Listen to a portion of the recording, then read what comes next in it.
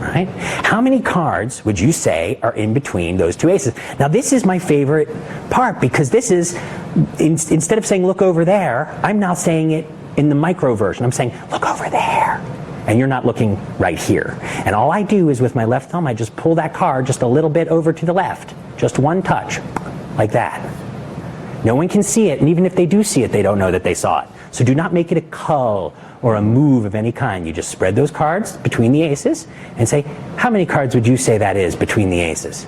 And they say 8, 9. It's really interesting, right? Because when a person's counting, they're also not really looking at what else is going on. They're busy kind of counting, right? So now I take these cards away, drop them away, and I drop these cards away. And now, how many cards are in between those two aces? And you see this wonderful picture. And of course, thanks to pulling that card back, you're totally safe here, but look how clean that is, right? So the experience that the audience member has is that you're placing those two aces right into their hands, asking them to cut the cards and complete the cut, and they do. And they literally see that selection appear in between the two red aces in their hands, right? So people who perform this trick really get the impression, they start to feel like you're getting like a Sponge Bunnies level reaction from a card trick, which is a hard thing to do with a card trick. If you can get that to happen, you should take that card trick and introduce it to your mom, because that's the kind of card trick you'd like to marry, you know? She's a trustworthy card trick. So, she's there when you need her, you know what I mean? She doesn't look awesome. All the boys don't like to hang out with her, but then, you know, you take her home and she's not there when she's supposed to be. It doesn't work out. It's a whole thing. Sorry, was that out loud? That was all out loud, wasn't it? That was totally out loud. You guys didn't hear that stuff. Okay, that's Search and Destroy. Do you guys have any questions about it? Is there any questions about it? Oh, well, okay. I remember early on when you were working on this, you were still living. We were housemates in Vegas, so you didn't quite come up with that overnight, as I remember. None of it. Absolutely none of it. You know, when somebody looks at something like this and they think, oh, well, you know, how simple is it to just have the spectator cut a couple of times and the effect works? You get a napkin. They don't realize. They don't realize how much work went into it. Just give them just a quick idea from when you first... I have to be honest with you, I totally don't remember any of that stuff. Here's what I do know. Here's what I know. Is that this trick appeared in the Paper Engine in 2002 when I was beginning my professional performing career. So since that time I've done the trick, I swear to God, 1,000 times all over. For all kinds of audiences, bigs with screens all over the world, all kinds of stuff like that. But I do know this. You know, I'm sure people who were watching my first lecture tour might get annoyed to occasionally have to see Search and Destroy again when I perform, right? Thank you. And so I think that it's really just amazing how much I've learned about it over the 20 years of doing it. And that's the thing about all of this. There's some of this material I was doing when I was in school and we first met.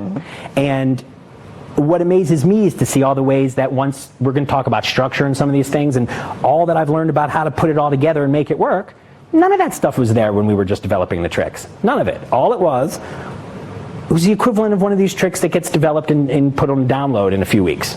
At that point, I was working with it. It was new. It was a great idea, and it was cool. But it hadn't been seasoned or fleshed out in any way.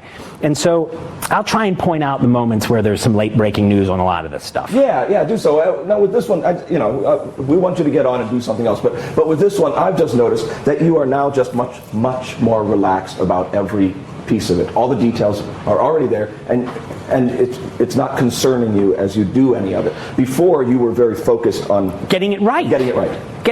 And that's something we should talk about later, because someone was like saying, like, you know, what's your performance ritual, or, you know, how do you get ready to perform and stuff? Yeah. And the short answer is, whatever you need to do, you better do it. Yeah, we'll talk about the intense stuff later, but right now, more tricks, monkey.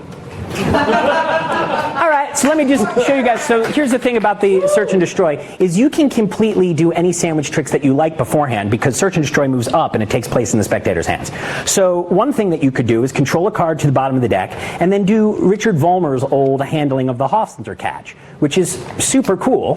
Pardon me, super cool. Here we go, look at this here. right? Super cool, super easy to do, and it's just a simple variation of the Hofzinser 2-card catch. So the Hofzinser catch, which we'll be using several times tonight because it's one of those things that magicians don't get excited about it because it's one of the first things they learn, but for a lot of all-purpose productions, it really is amazing. The cards seem to come out of nowhere. So all that happens is I got my fingers underneath, my thumb on top, and I let the cards fall out like that, and it really just happens by friction. Now what Richard Vollmer did is he figured out that if you put these cards on the top and the bottom, like so, I got my first finger on the bottom card, I got my second finger on the card above it, and now if I do that exact same pattern, sticky, you can literally get that wonderful little production. And once again, all we're trying to do for the audience is establish a picture of that card appearing in between the 2 aces. So it's a great time for you to work with whatever you've got in your arsenal. Now the most popular, the most successful, the most widespread way that people do this is what I like to call the peel and steal.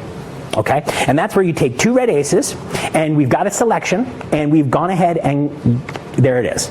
And in this case, I will draw my attention to these cards while I push this. Well, here's what it looks like. You can keep me in close-up, it's fine. But there it was, I got my break there under that card, right, using the Robert-Houdin method, which would be, and I'll just expose it here, as I'm drawing attention to these cards, I push that guy off and I get a break underneath him. Now that's deceptively difficult, to be really clear with you, right? Don't be surprised. That's the hardest part of the entire trick. It's really hard to start doing it that way. It takes a couple months, and I know this because I give lessons to people online, and it always takes them 3 lessons of hard practice and going over this over and over again till they can start to get it down. So all I'm saying is, take it on. It's very important to your magic, but don't expect it to bend to your will in a weekend, right? This important method. And this was a method that Vernon used and Larry Jennings used and a lot of the masters used for getting breaks. So here's those 2 red cards, and now I've got my break. And this is the peel and steal. I say, look, here's the ace of diamonds, and here's the ace of hearts. Everyone knows this method, right? Then we do the servant. Get my whole body for this, it's important. There.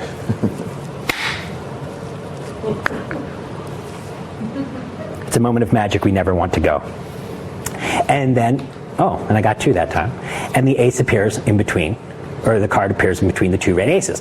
Now the thing about the peel and steal that I want to show you is that it gets you there, and it gets you done, and it gets you into search and destroy, and that's really, really important. But I think after a while you start to realize, or you start to feel like you wish it was maybe stronger, right? And in some cases your tolerance has gotten you to a place where you just need stronger reactions, or you begin to start to feel like maybe it's not quite as direct as you originally once thought it was, and you start thinking, well, what would be like another way I could do this?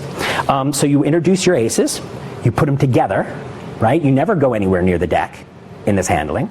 You place them in a spectator's hand. Go ahead, bring me down to the table here. And now we can take a card out of the deck, and 1 card jumps in between the 2 aces. Now this is an example, Dan, of a late breaking kind of development. Yeah. Because once again, there's nothing technically wrong with it, and a lot of times the way we avoid sleight of hand is by doing more process. But for me, if I don't have to, why do I want to stop with these 2 aces, which are clearly here, and say, ladies and gentlemen, did I mention to you that the ace of diamonds has a personality all its own? Also the ace of hearts, his friend. Now I don't think, honestly, that the audience goes home and thinks, oh, that's when he did it. That's not really what happens. It's just that as your awareness gets deeper and you become able to handle more things to work with, you start to realize that stuff like that, where nothing is happening, like nothing useful is happening, you're just talking smack to get your move done, you start to realize that what that is it's like sand. It's a sandbag in your balloon, and you're trying to get the balloon to take off, and that's really all you're trying to do. And the more junk you can throw out of that balloon on the way,